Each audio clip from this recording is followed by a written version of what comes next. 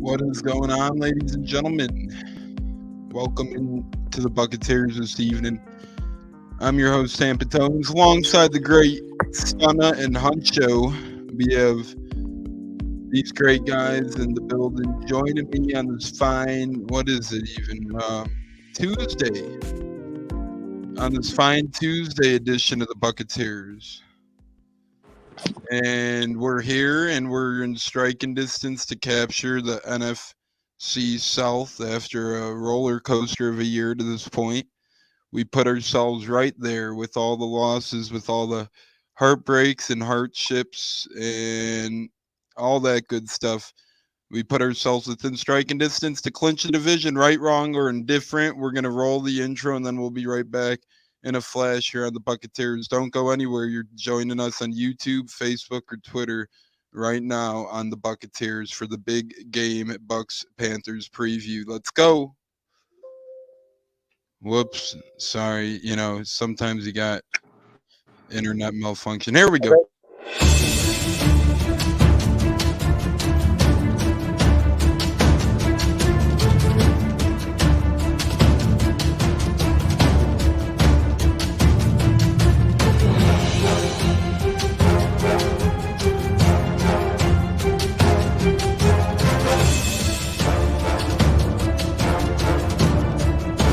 Game on Sunday, man. I know you're nervous for the Rams, but you got to be a little enthusiastic after being there.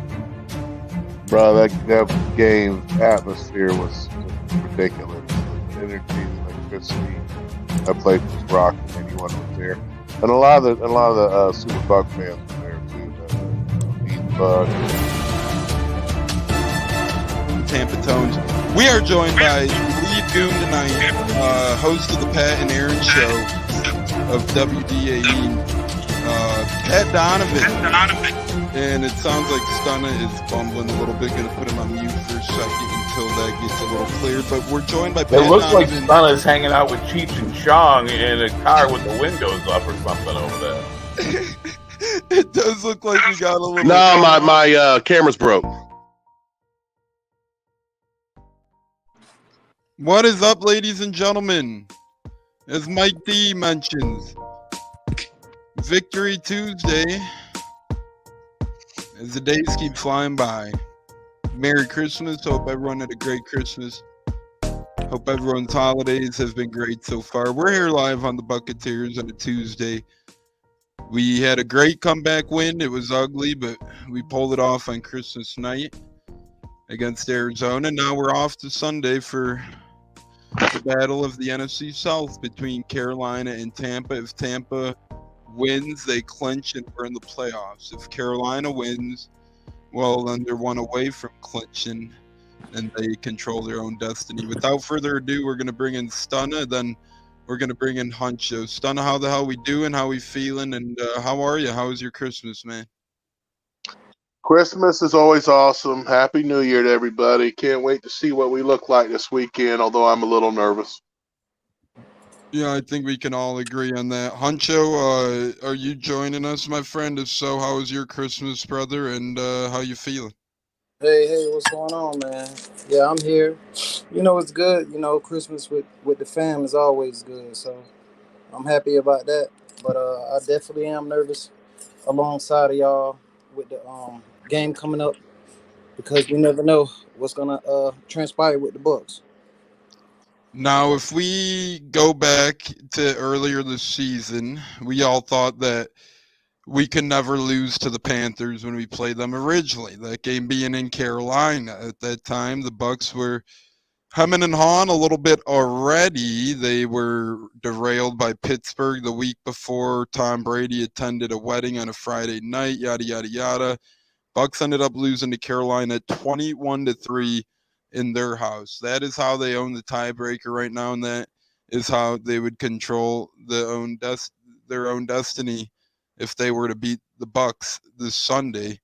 Stunna, do you see this game playing out different this time around? And if so, how can we adjust to change after we got the spit knocked out of our mouth against Carolina a couple months back? Oh, man, the only way this game can end up any different is if our offense starts playing better. And, I heard Todd Bowles' interview. He talked about establishing the run. I don't think that's a good idea. I think at this point we have a historically bad rushing attack. You have to set up the run with a pass, and our screen game is terrible as well. I mean, we had a 3rd and 1 against the Cardinals, and we couldn't even get it because Russell Gage dropped the ball. We have to throw the ball down the field. We have to complete those passes in the 12 to 14-yard range, and we have to make that our offense. Until we do that, we're going to continue to struggle. Our defense is highly overrated, man. We get pounded every week. When BA first got here, we did a great job of stopping the run. We had a dominant rushing defense, and nobody could run the ball on us. This year, that ain't the case. Everyone's running the ball on us at will. And if you look at the Baltimore game, it was especially embarrassing. So we're going to have to play a completely different game than we ever have and hope to take Carolina out of their game, which is just handing off the ball. And to me, we have to stay on the field, and we have to limit their possessions. And we're not going to stay on the field running the ball, so we have to stay on the field throwing the ball outside the numbers. I just don't know if our coaching staff recognizes these issues and will get it done. Yeah, it's hard to argue anything you just said. Huncho, do you agree with Stunna, or what say you on this whole thing? I mean, I agree 110% with what he's saying. I mean, everything from the coaching and the run game, it's like we're beating a dead horse with the run game. It's not working, but yet and still we're forcing it upon us, and it's steady stagnant. And I don't know how they're trying to establish the run, because it's like you put in Rashard White, he has a boost of momentum. He's looking good. He's looking sharp, and then you pull him and you put Lenny in. I thought the thing was to ride with the hot hand, and it seems like these guys are not doing it. It's just like they're playing checkers with the running backs. Like I don't know. You're not even giving the running back a chance to gain momentum and do some great things. I mean, Lenny had a hell of a game that game, but I feel like Rashard White still brings another dynamic, and he was flourishing, and he looked good on that first drive, and then boom, you put Lenny in. Wow, he's hurt. Not to mention that just came out on Twitter. I seen him say something about him being hurt, and you're putting him in over giving Rashard White quality good reps. I don't understand with this coaching staff, and it kind of it's kind of frustrating and confusing at the same time. But we definitely don't need to establish the run first. We need to just go for what we've been doing. I agree with that completely. It looks like at this point we might be bad running, although I thought, maybe playing a little banged up. Lenny F looked okay out there, but it is weird, the chess piece swapping to the running back. It seems like Bowles says he's playing the hot hand, which isn't really true, because it seems like he's switching off drives, if anything. So that's not the hot hand approach as much as it's just a running back rotational approach. Angel Bradley joins us this evening on the Buccateers and says the coaching staff is definitely the problem. Stunna, what say you? I agree. It's BA played the hot hand, and the problem is our offense. Our offense is terrible for no reason. For no reason. We have elite players.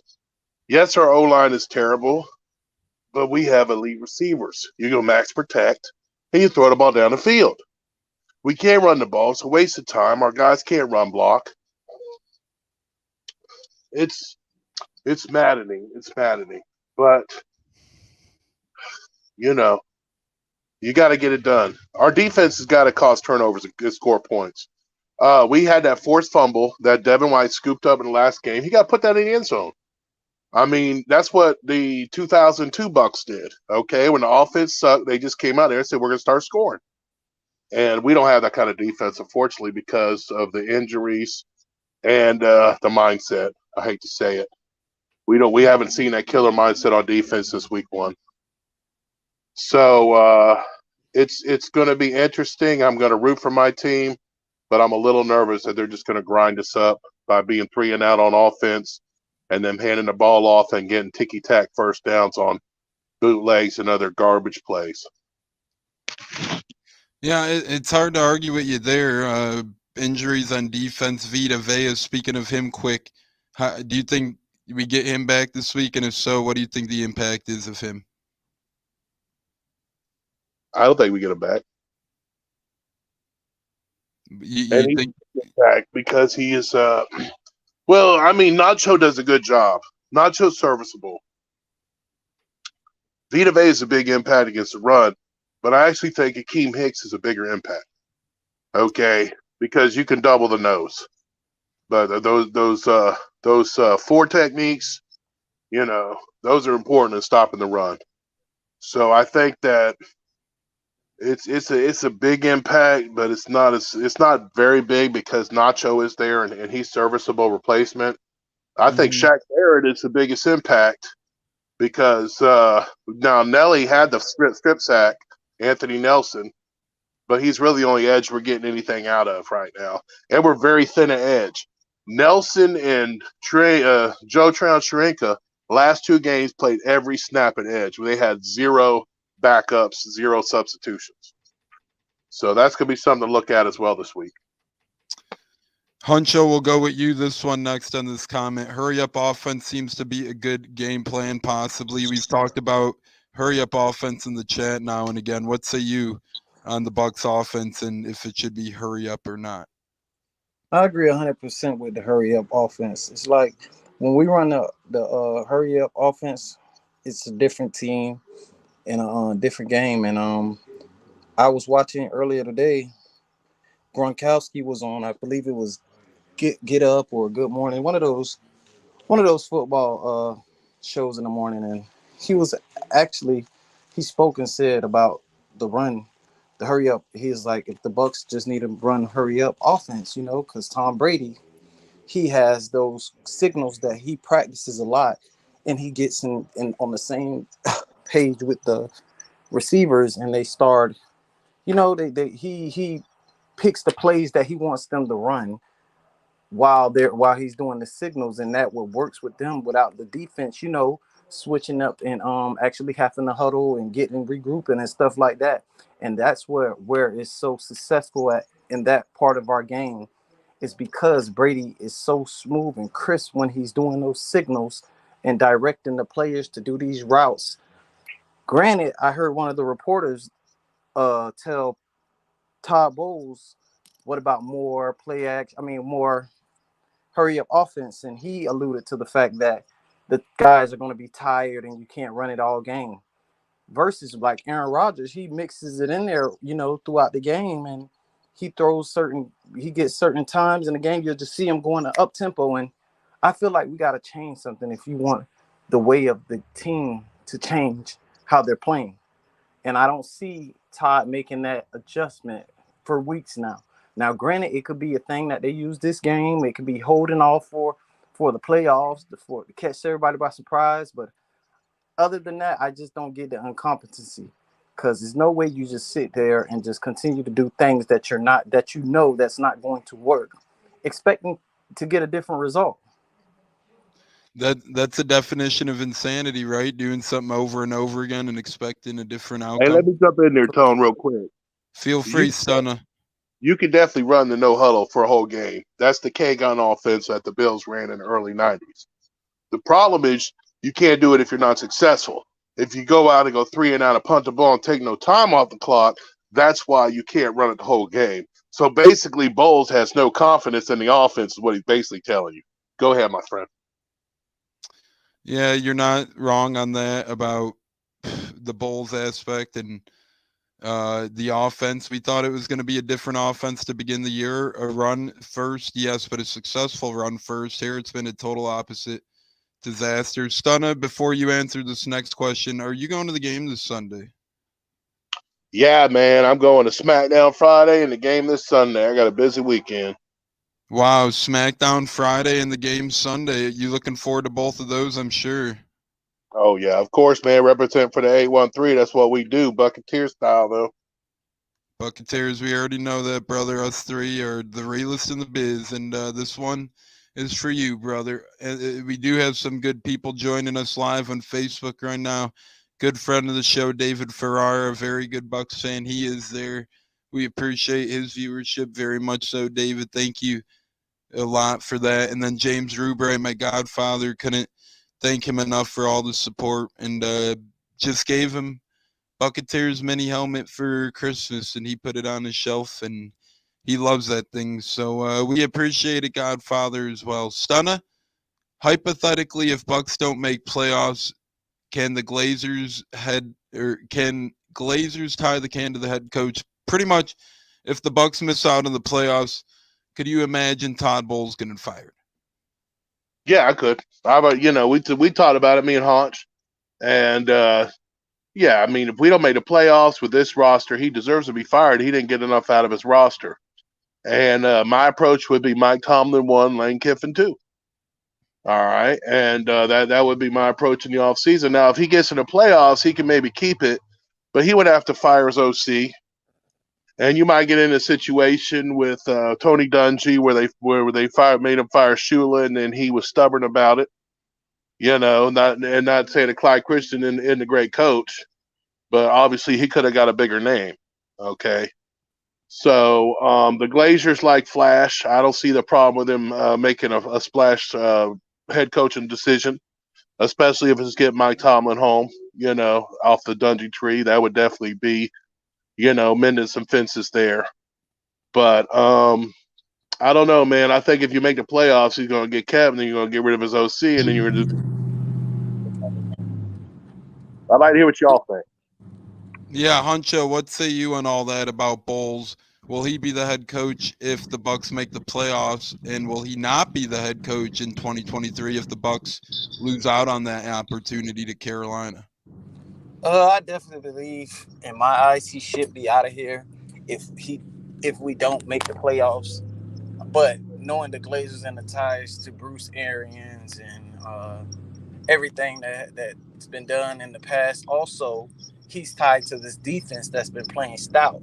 You understand what I'm saying? So I don't see him going back to the defensive coordinator position. When you move somebody up like that, it's kind of difficult to get him to go back to that role. So I believe if he does miss the playoffs, he'll be out. But with this staff, it's not a guarantee. I mean, with this the GM and everything, it's not a guarantee. It's just I'm kind of weary about it. Even if he makes the playoffs, some things got to be changed next year because you're sputtering. Your offense is not as looking dynamic. I know you lost a few players, but it's just the simple things that was there the last few years are not there. The connection with Mike Evans and Brady is just gone. Just too many things just not clicking for this offense. The run games took a major step back.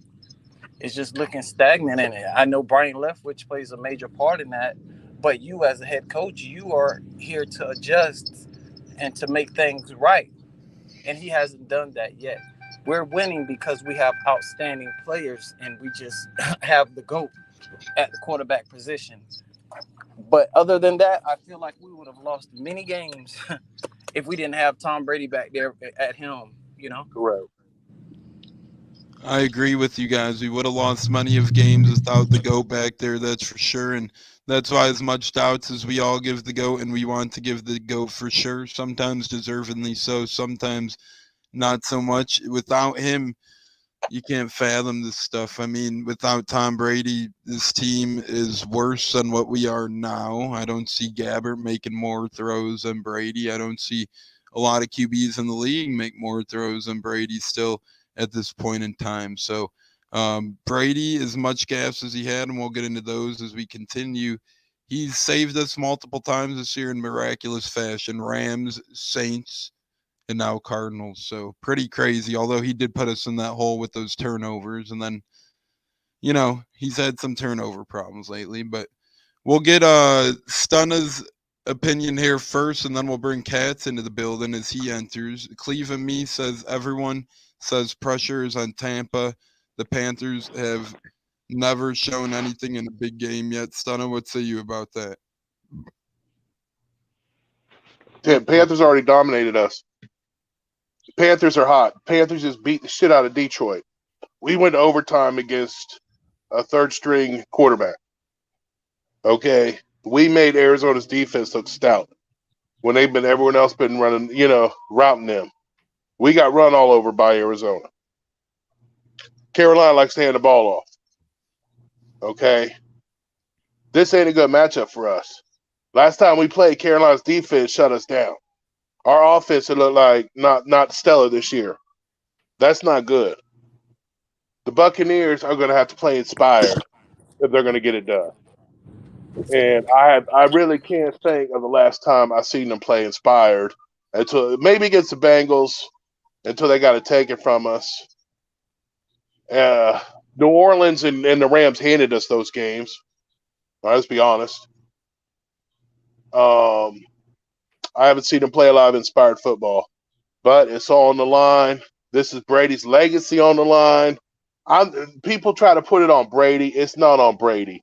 He is doing great things. Okay, he is still great. He show you he is great.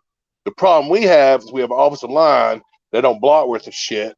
Right. Okay, and he don't have time to set his feet and let the ball go. All right, and that's the issue. And we do make good plays. They're either dropped or we have holding penalties.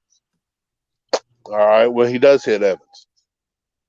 So that is the issue. The stupid penalties that we know is rigged, as well as some other things that they used to be able to overcome, but now they don't have the talent to overcome. That's the real issue going on.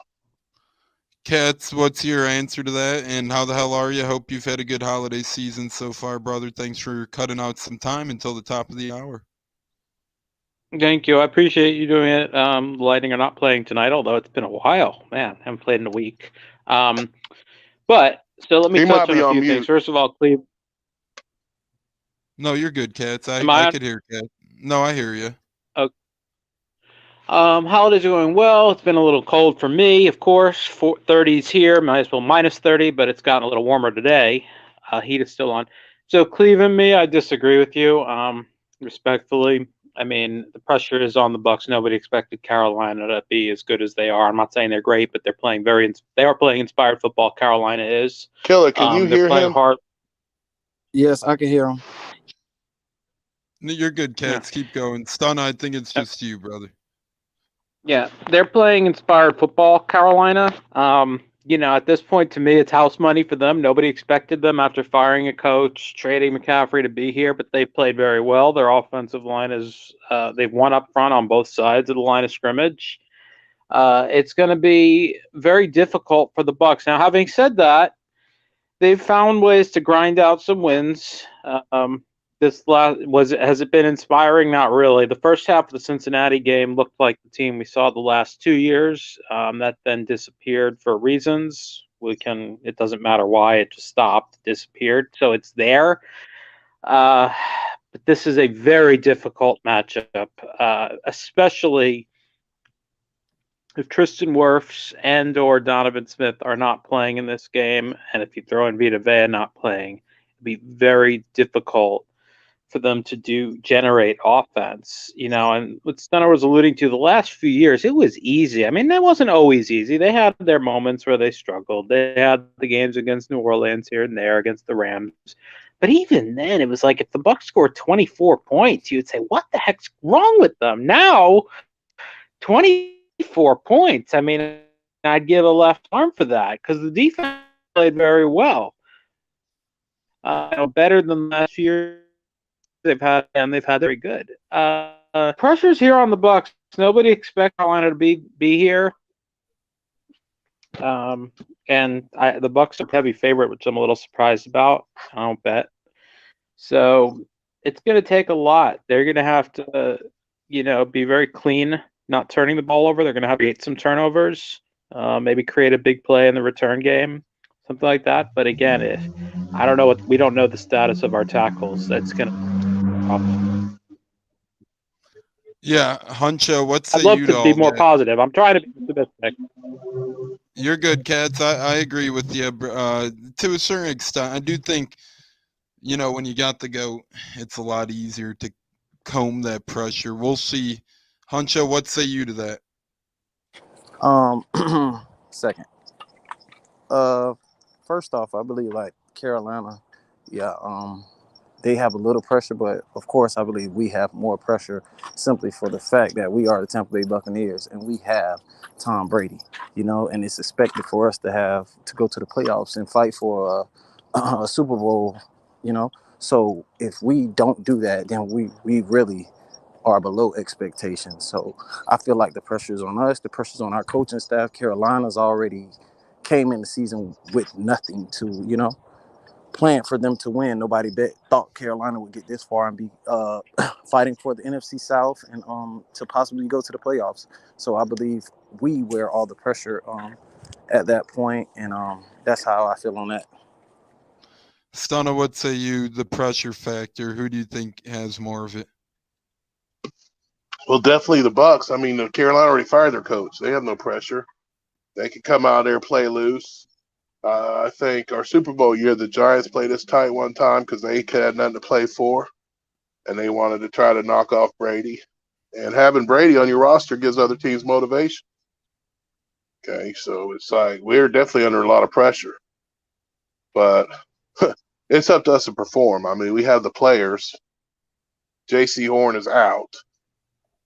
I don't see, if we blow this, it's on us.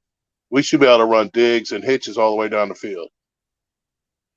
And Cleveland me says my point is the Panthers have not had to play in a big game, and everyone thinks the Bucs are folding. The Bucs have Tom Brady, and the Panthers have Sam Darnold. The Bucs have Super Bowl champs, and that's why I like us in this one. Sam Darnold ran the quarterback. Excuse me. Yes, Darnold is playing better, but at the end of the day, I'm still going to lean with the GOAT in a big game, even if Darnold is looking better.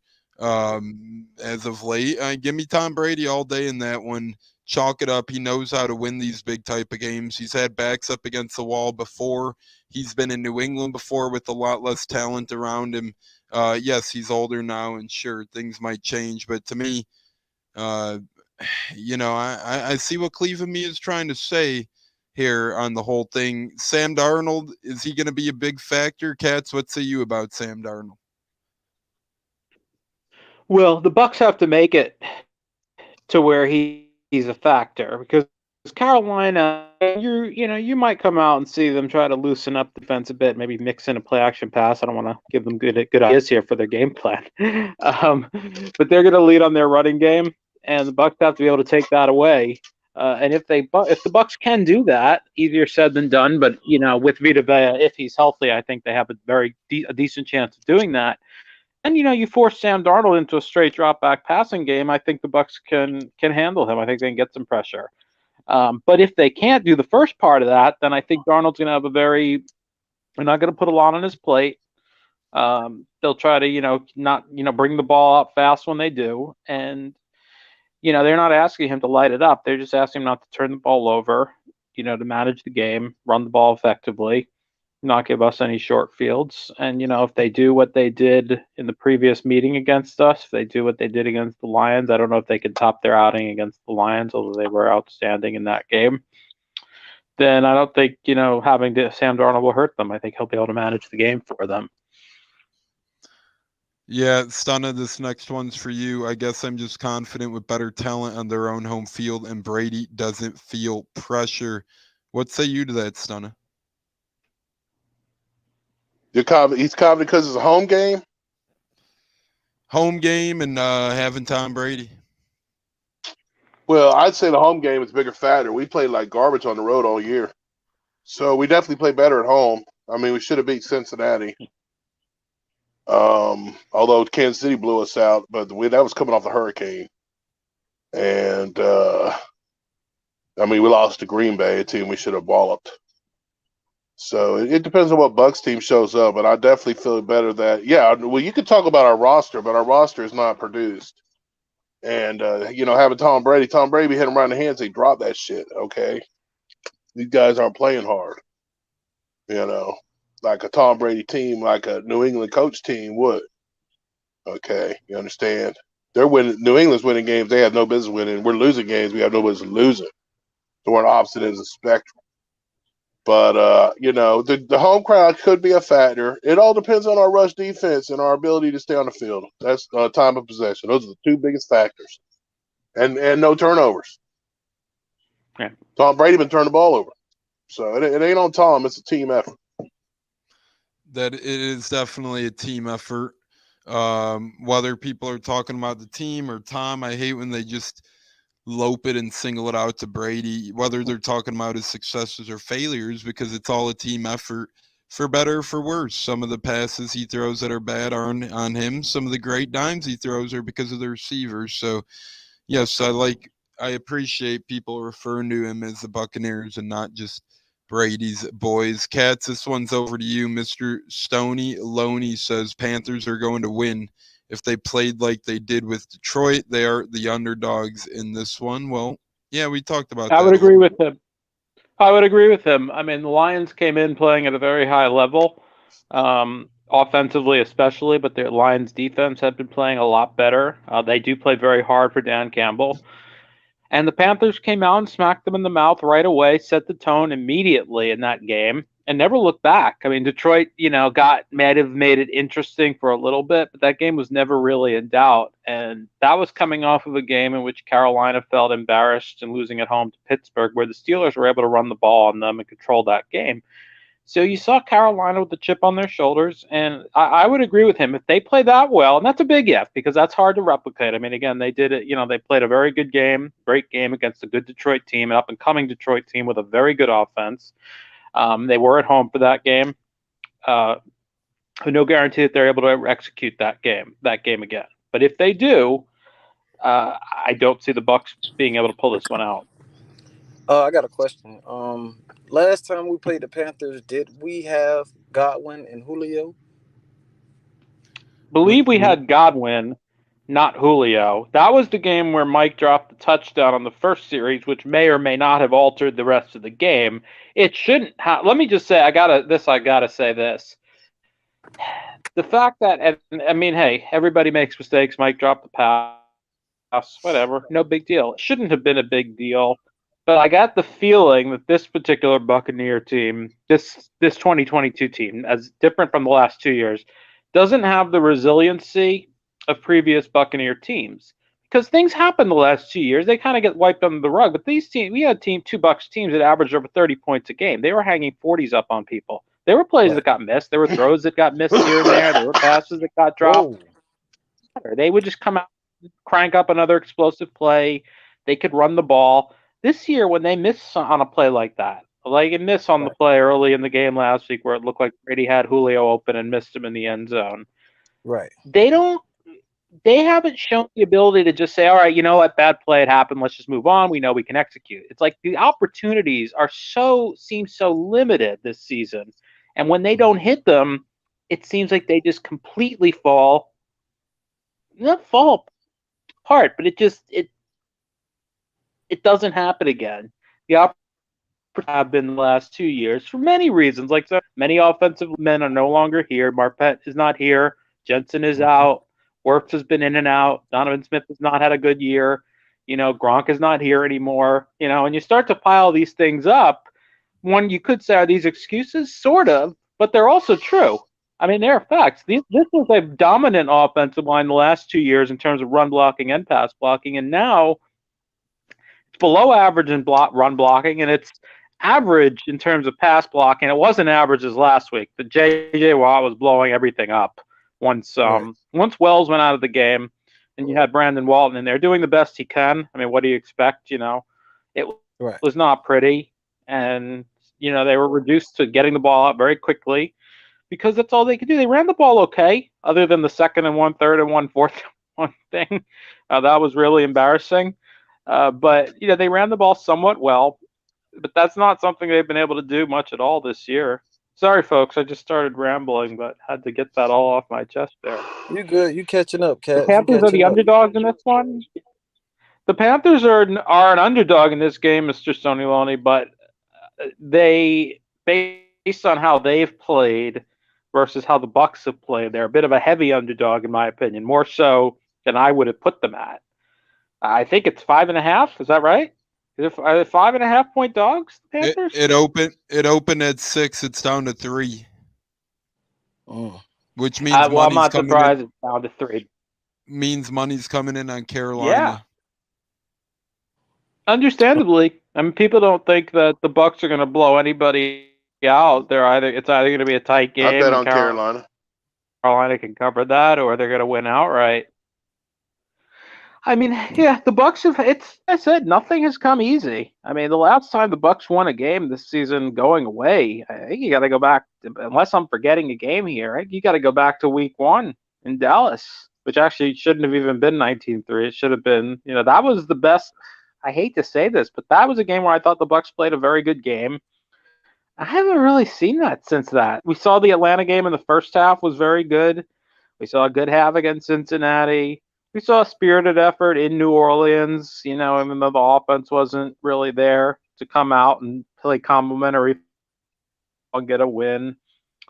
We saw, the grind games against the Rams and the Cardinals, and we saw a good game in Seattle, actually. That was one of the. It has just been so difficult, man. I mean, nothing. Offense has played great most of the year, but even they, for whatever reason, haven't been able to the turnovers either. Now they did in this last game.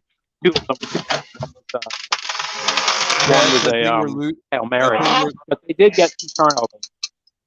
Cats, you were going in. I think we got what you were saying. You were going in and out a little bit there at the end. Huncho, this next comment says, as a Bucs fan, I've been to a few Panthers games, and they love running the ball. The Bucs got to take away Carolina running game. We got to make Sam uncomfortable. I agree with that 100%. Hunch, what say you? I definitely believe it's going to be a battle down there in the trenches. Not having Vita Vea is going to be a problem because, as you seen, James Conner, he had him somewhat a nice decent day. He had a very big run. He scored. I mean, with Vita Vea there, it's a very different defensive line, and Hakeem Nunez Roches, he's pretty decent and solid, but he's a backup at best. And Vita, the manpower that he just sucks up, is missed out there when he's not there. And you free up players like Devin White to get in there, and Levante David for sacks. And they're gonna need to put pressure on Sam Darnold, and they're also gonna have to win that trench battle down there. And I don't know where's Vita right now. Last time I heard with Todd Bowles before the Carolina game, he said that Vita was behind Wirfs. Wirfs started the last game, so I'm gonna say maybe it's a possibility that Vita plays this game. Tomorrow they practice, so we'll see what's really going on and where they at. But for the most part, we definitely need as much all hands on deck for this game. I believe here is one of the biggest games of the year. Is a statement game, and also I feel like we should impose our will against the Panthers a little more than we did the last time, because we have more. You have Godwin, he's back in rotation. He's more healthy. You have a healthy Julio, and hopefully Mike doesn't drop any passes, and we can get on the same page. I would like to see more of Rashard White out there instead, with those with the Panthers out there. And if we can stop their offense, like the defense has been holding other offenses to low minimum scores, then I feel like we have a chance on offense to create more plays and get some more points on the board. Yes, son of this next comment from Angel. Want to get your opinion on it. Mike says, what's the link to the show? Mike, do you mean the YouTube channel? If so, just search Buccateers podcast on YouTube, and we should be the first to pop up. But Stunna, this one's you.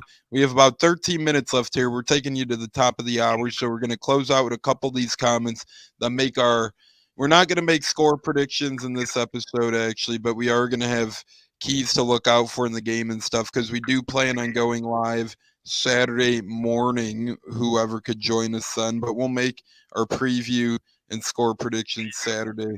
So we got about 12 more minutes left here. We're going to keep the comments rolling for 12 more minutes, and then we're going to make our keys to look out for and jump out of here. But Stunna, this one's for you. It says Carolina's success comes from the run game. We got to slow down the run game. Or wait, I think we already went over the run game pretty much. That comment just gets into the run game. And then Angel says, from what I've been seeing from the media, got Carolina winning this game. They've been calling us horrible, and I can't blame them. Hopefully they'll put some fire under the Bucs' ass. What say you, Stunna? Well, the media is looking at what everyone else is seeing, which is one team got a lot of momentum and another team doesn't. And, their defense is playing hard and ours ain't. We give up too many yards, Locking down a receiver don't mean much when the quarterback is trash. Look at all the yards you gave up. Tampa 2 back in the day would have sent them home with a goose egg. But we need, like I said, we need an inspiration. We need to play inspired football. We need to coach our ass off. We need to not make silly mistakes. We need to play from ahead, and we need to play ahead of the chains.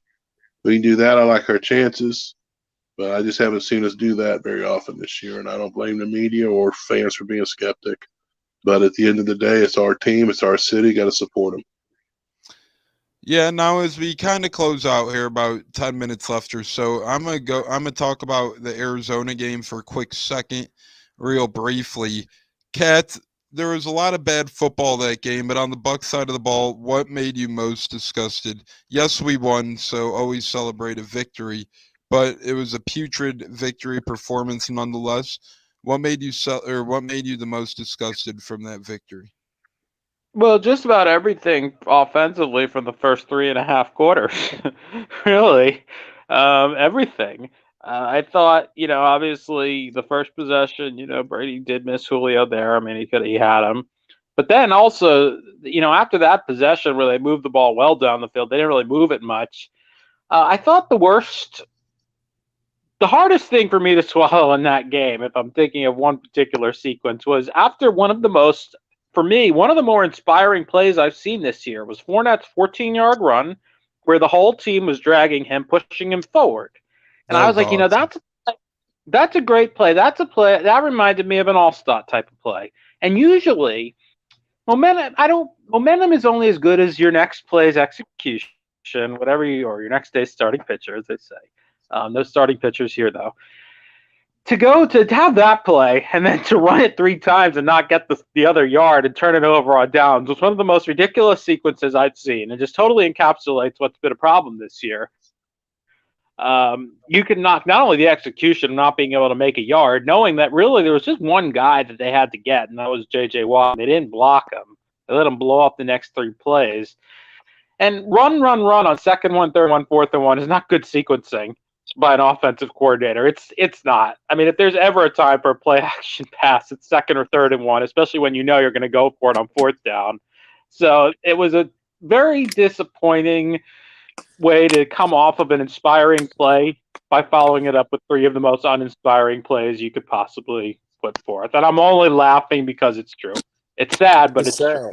Hey, it's very sad when you have this much talent and the coaching staff is killing your drives and making horrible decisions that's stalling out your offense from doing things. And I feel like a lot of the calls that he makes when he wants to go for it and when he doesn't want to go for it, it just doesn't feel right. And he still tries to pull these things off. And then what does Carolina do? What does the Arizona Cardinals go down there and do? They go for it on 4th down and they get it. You get what I'm saying? It's like, why can't we? We went for it on 4th down. We went for it. We didn't get it. I just hated the call. Just, but you should be able to make a yard, with 3 chances. But, that is where, usually 2nd 1 and 3rd 1 are all right, I got a free play here. Let me take a deep shot down the field, play action, loosen them up. If it's incomplete, it's incomplete. At least make the defense respect the fact that you might throw the ball. But when you keep handing it off and you've got your backup left tackle in there and your backup right tackle, Wirfs was banged up. You got backup O lineman in there, and you're just saying, all right, Fournette, here you go, get a yard, and nobody blocks J.J. Watt. 3 times. It's just a bad. 3 times. At least say, you know what, I'm going to put 3 guys on J.J. Watt, the future Hall of Famer, and we'll run away from him. We'll pick up that yard, and they didn't really do that. They just let him completely blow up the. Same thing they did against Pittsburgh, Cats. The same thing they did against Pittsburgh and Hayward. Huncho, thing is always that. Don't let their best player force. If you're going to do that, whatever you're trying to do, which I don't, you're trying to pick up a yard, which shouldn't be hard no matter what. and you're trying to execute on offense, say, all right, we're going to take that guy away, their best player, because they're not a good defense, Arizona. They've been a lousy defensive team all year. Right. Now, J.J. Watt might have been in and out of the lineup, but nonetheless, it's like, all right, that's J.J. Watt. Let's make sure that he doesn't blow up this play. And if someone else does, hey, good on them. You don't let that guy blow up the play when there's – and now you're going to see this week Brian Burns is over there. I would hope, I really hope, if this is Brandon Wallen at left tackle and I don't know who at right tackle, it's going to be hard even, and as much as, it's frustrating with the coaching staff, they're going to have a hard job on their hands trying to coach these guys up. I just don't know. I don't know who's playing or not. That's why I couldn't make a prediction on this game because I don't know who will be or won't be available. But that's going to be a hard ask if your tackles are Walton and someone off the practice squad. That's a tough ask against a good defense. I think It's a bad Donnie's still in the boot. defense. I think Donnie's in the boot. I'm not sure, but I think Donnie's still fighting that injury. So I don't know if he'll be back this week, but And we definitely need him. And also, Donovan Smith has well, what I want to say is this. I got to stick up for Donovan Smith a little because has he had a good year? No, he hasn't. But the grass is not greener on the other side. And I like Josh Wells too. And a lot of people don't like him either. Well, again, now he's not available either. So, I mean, most teams can overcome that. But it just goes to show that even Donovan Smith and what has been a difficult year for him, and I think there's a big transition for him with Marpet not being there. That's been his right-hand man for years. They've always, teamed up well together. That's an adjustment. And he's dealing with personal issues, and Donovan Smith's a good guy, good community guy, good family man, so God bless whatever he's dealing with. When you take him out, you go from a serviceable left tackle, even slightly below average, to someone who's never really played in the NFL before. You see the difference. I mean, I hope people out there at least can now say, you know what? Yeah, Donovan Smith's not had a good year. He's committed too many holding penalties. He's done this and that. But, folks, you see what the difference is when he's not in there. It just gets 10 times worse. So hopefully, if nothing else, that game made people appreciate Donovan, number 76, a little more. Probably not most people, but I hope it did. This the cat show tonight, man. It's the cat show tonight. The cat show, baby. Game, man. It's a team effort. It's a team effort. It's got to be a collaborative. It's a collaborative effort. It's all about the team, man. But I like to think speaking.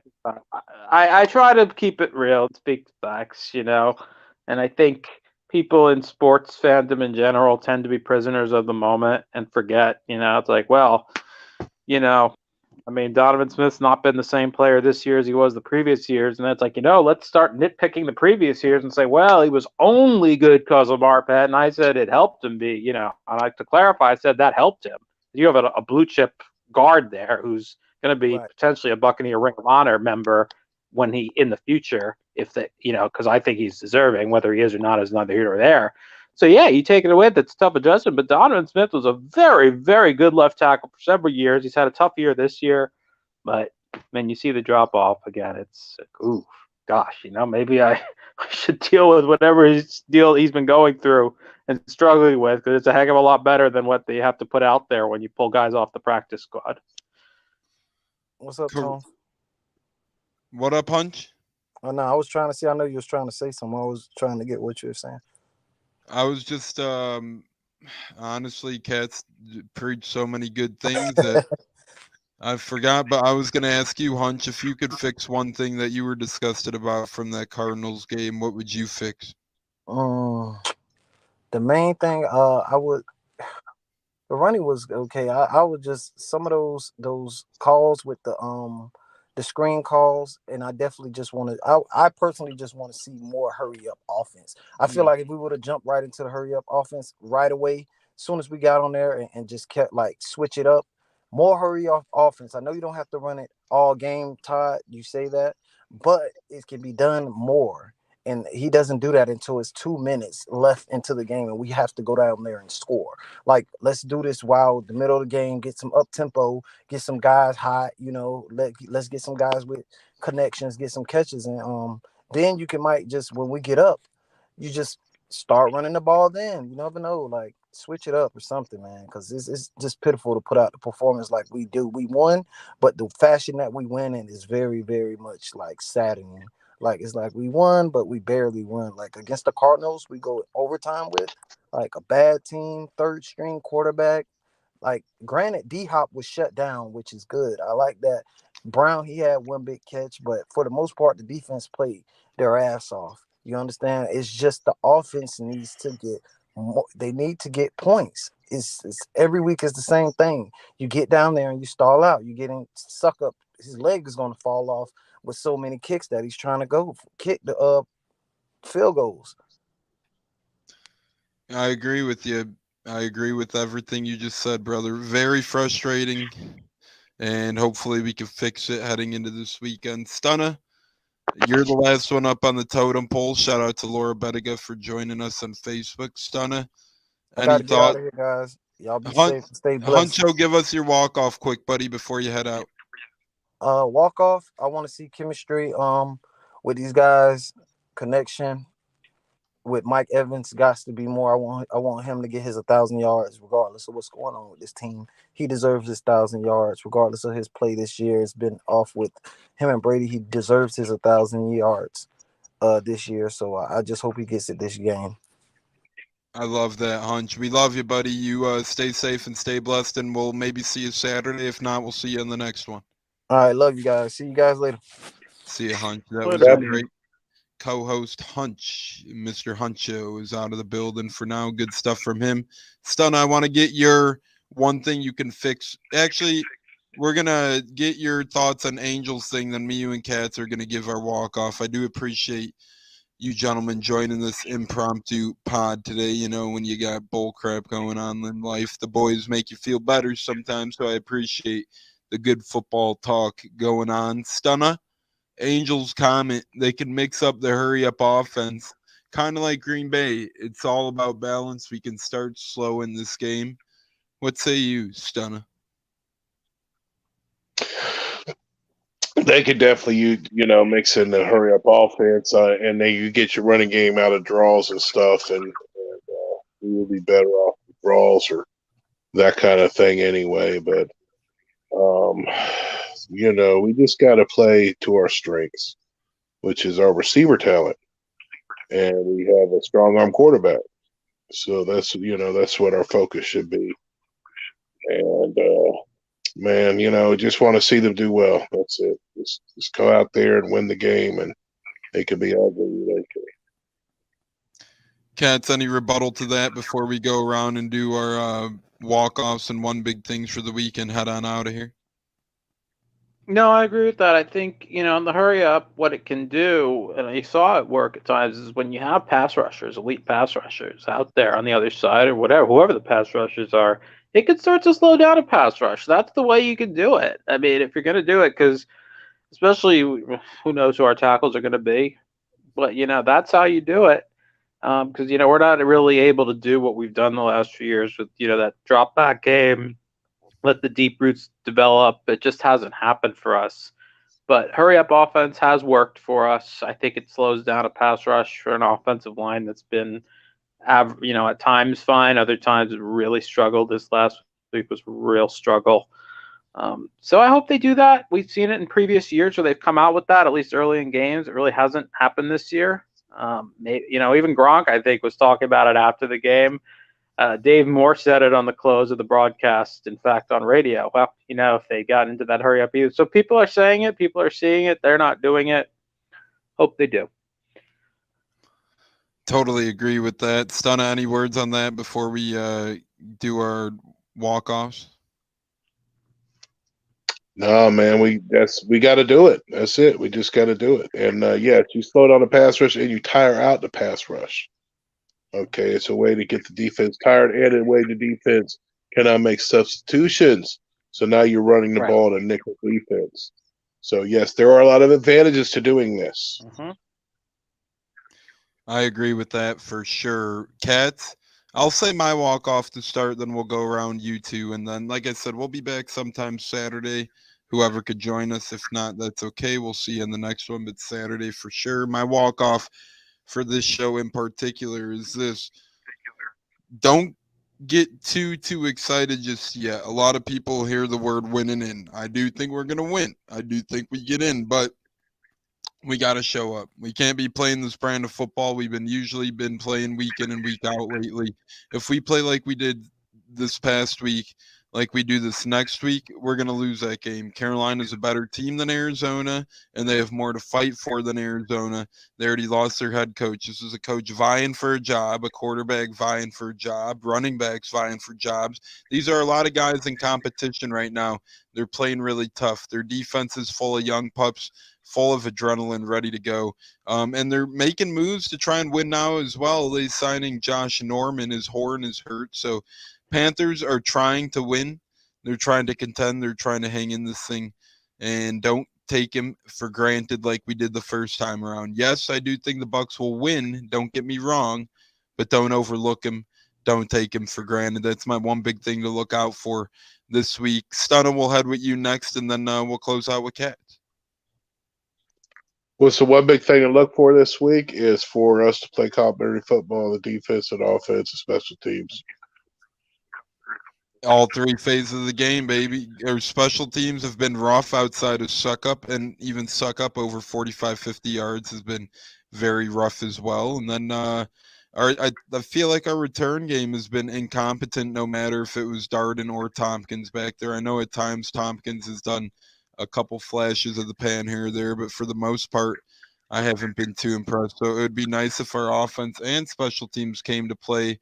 All but meanwhile, the defense continues to show up. We'll see if that could all happen at once. Cats, what say you to all that? And then give us your walk-off, brother. And I would agree with that. My concern here, and I can't say whether we'll win or not because it's not enough information for me yet. And I hate to, say, well, if this guy's hurt, we won't win. And if this guy's, but I just don't think they're good enough. On some teams are, and some prior Bucs teams were, but this group is not. So if some combination of Vita Vea, two tackles, are not playing in this game, I don't see them winning this game, but it's only Tuesday. There's time to get healthy. There's time for these guys to get healthy. And if they are, then I would say I like our chances because they have played better at home. They have. Yeah, it seems like the road and the AFC have been the Bucs' kryptonite for the most part of the season. We haven't had a win against the AFC, and then on the road, we've just struggled mightily. And, in the past, it was a little bit of the opposite. It seemed like we struggled more at home and we held our own on the road. But this year, it's a lot different. So that's a good point as well, brothers. Any last words before we get out of here on this fine Tuesday night? Get ready for that Senior Bowl. Get ready for that draft. Get ready for that off season. Enjoy what we've had with Brady.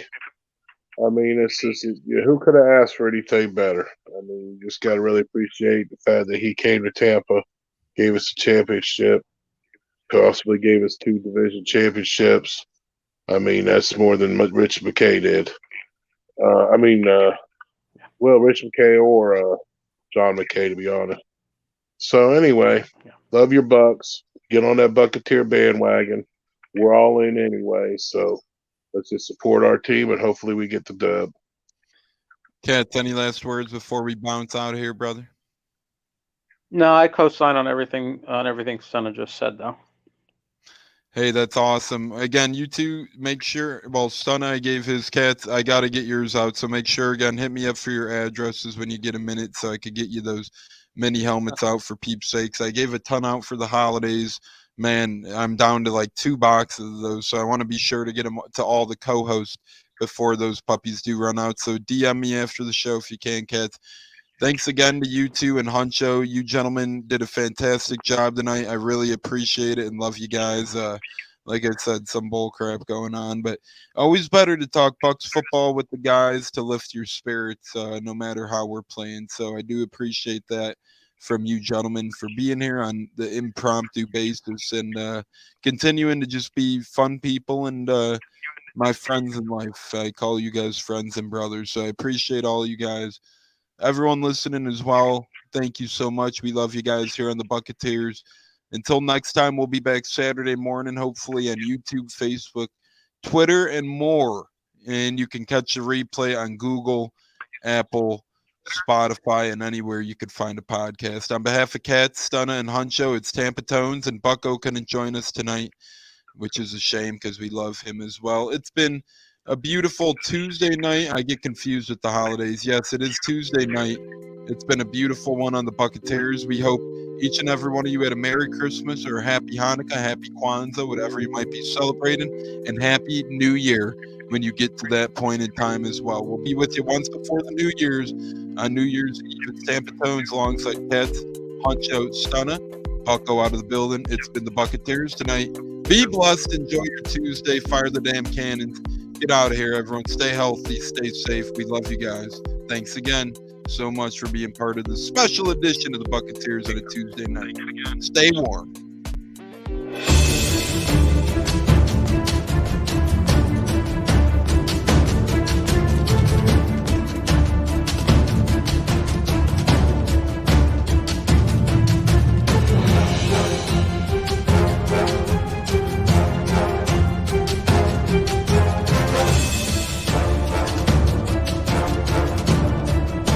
Game on Sunday, man. I know you're nervous for the Rams, but you got to be a little enthusiastic after being there.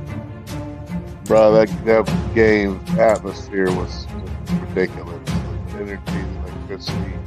That place was rocking. Anyone was there, and a lot of the Super Buck fans were there too. The Bucs. Tampa Tones. We are joined by Lee Doom tonight, host of the Pat and Aaron Show of WDAE, Pat Donovan.